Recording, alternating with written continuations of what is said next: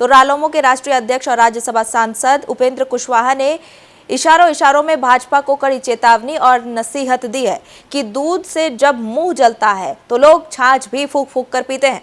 उन्होंने कहा कि 2024 लोकसभा चुनाव देश का चुनाव था और देश भर से सांसद चुन चुनकर आने थे।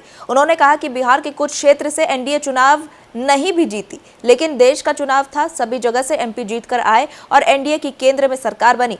लेकिन बिहार में शाहाबाद और मगध का जो बहुत बड़ा हिस्सा है, जहां 2024 की तरह अगर घटना हो गई तो उसकी भरपाई करना संभव नहीं है। उन्होंने कहा कि विधानसभा चुनाव में पहले से फूंक फूंक कर कदम रखने की जरूरत है और एक एक पॉइंट पर ध्यान देने की जरूरत है। वह चुनाव लोकसभा का था, पूरे देश भर का था। देश भर का चुनाव था, देश भर से चुने हुए सांसदों को तय करना था कि कौन सरकार बने। लेकिन यह तो बिहार विधानसभा का चुनाव, देश भर के चुनाव में कुछ इलाके बिहार से नहीं वहां से जीत कर गए एनडीए के एमपी, फिर भी सरकार बन गई क्योंकि देश भर से एमपी लोग आ गए थे।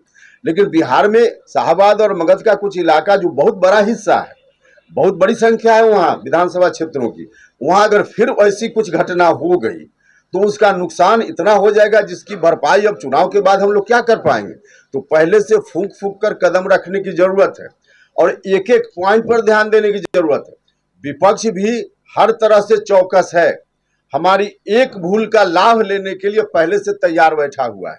तो कहीं से वैसी भूल न हो फिर से, और पहले इतिहास में चूंकि वैसी भूल हो गई है इसलिए हम सचेत करना चाहते हैं कि बाद में कोई इसका अफसोस न हो।